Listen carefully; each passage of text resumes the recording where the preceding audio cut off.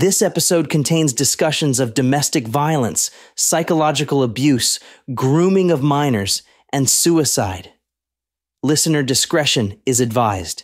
If you or someone you know is experiencing domestic violence, call the National Domestic Violence Hotline at 1-800-799-SAFE. If you're having thoughts of suicide, please call or text 988 to reach the Suicide and Crisis Lifeline. Help is available 24 hours a day.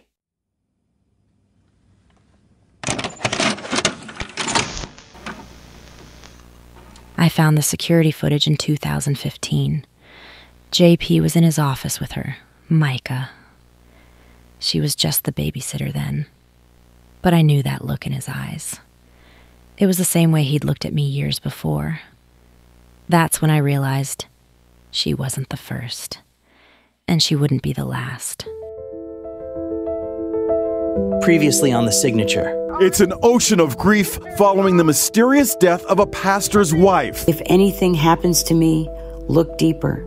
There's more to this than anyone knows. He owned her. That's what he felt like. He confessed to me and to church elders about being sexually inappropriate with underage girls in the church. If I end up with a bullet in my head, it was not by me. It was JP.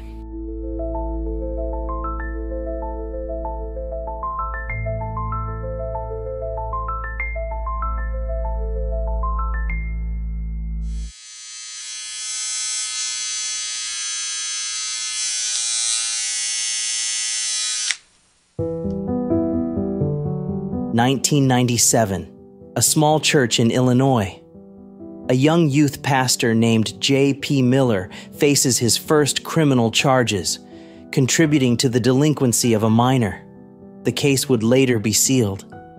But it wouldn't be his last encounter with law enforcement. By 2006, that history was buried. J.P. Miller had reinvented himself as a charismatic young pastor at Solid Rock Ministries. That's where he met Allie Williams, 23 years old, passionate about ministry. Within months, they were married. What started as a promising ministry soon revealed something sinister. Under JP's leadership, Solid Rock Ministries began to change. He rewrote the church's bylaws, giving himself what court documents describe as 100% decision-making authority. The congregation, seeing the transformation, began to leave en masse. But J.P. Miller's control extended far beyond the pulpit. Court documents reveal a pattern of predatory behavior, allegations that he was sexually inappropriate with several underage female members of the congregation. When these girls provided detailed accounts to Allie Williams, she went to the police. Their response? According to court filings, she was told that nobody would believe her because JP was a well-known pastor. By 2012, history was about to repeat itself. That's when Mica Francis, a quiet 14-year-old from their church, started babysitting the Millers' children. What started as occasional babysitting soon became something far more. JP began insisting Mica stay later and later, even on nights when Allie was home. The pattern was familiar, the same gradual isolation that Allie had experienced years before. Then came the security footage. In 2015, Solid Rock Ministries installed cameras throughout the building, including JP's private office. One night, while JP was leading a prayer meeting, Allie accessed the footage. What she discovered on those tapes would lead her to file for divorce.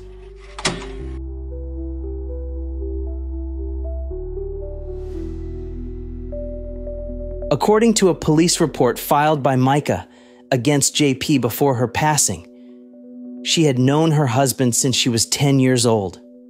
She would later tell officers he groomed her while she worked at Solid Rock Church leading up to their marriage in 2018.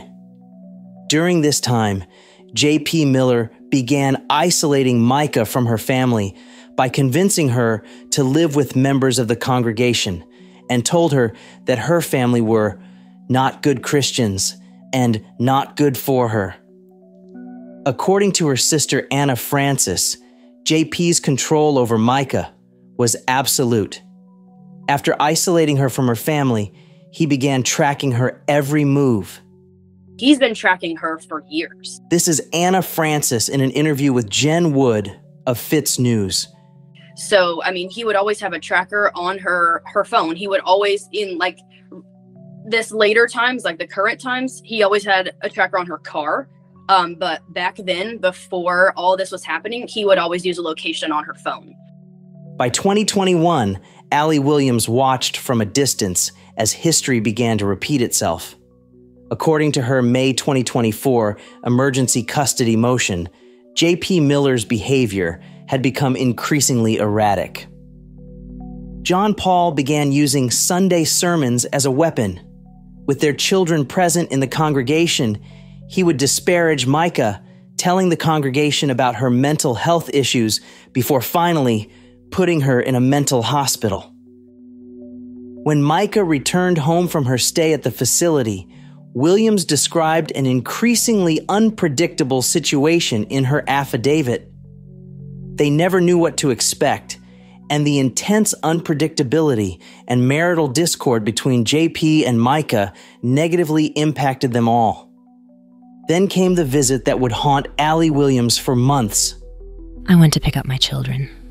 The house. There were holes punched in the walls, hinges ripped off doors. But what scared me most were the papers. Dozens of them taped everywhere, covered in his handwriting, all about Mica. He told our children she was possessed, speaking in tongues, seeing demons. I'd seen this before. It's what he did to me before I left. At that point, Allie Williams knew that if someone didn't help her soon, Mica wouldn't make it out alive. Your call has been forwarded to an automatic voice message system. At the tone, please record your message. When you have finished recording, you may hang up or press 1 for more options. Hey, Allie, it's Mica.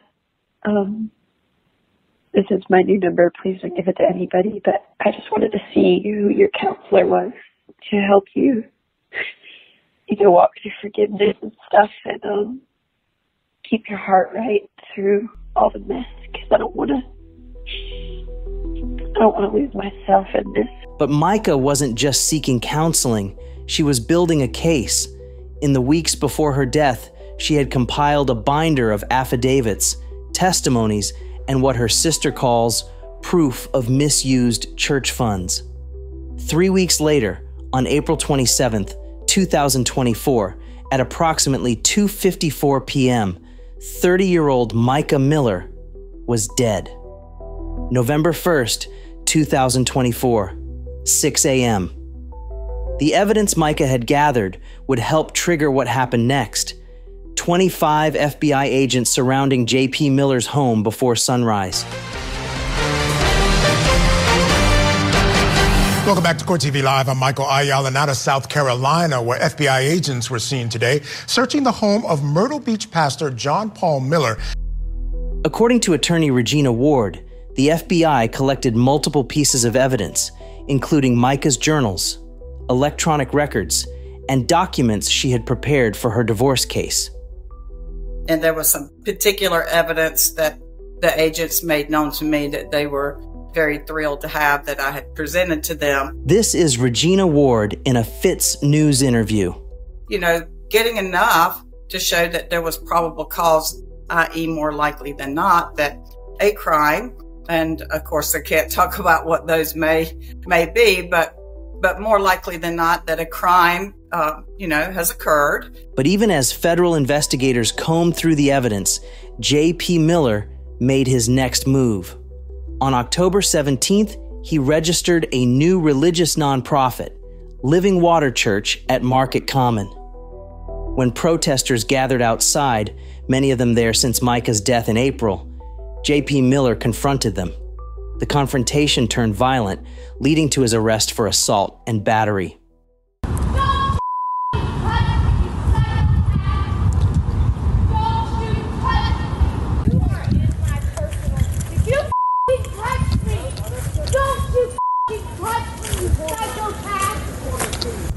You're cracking, JP.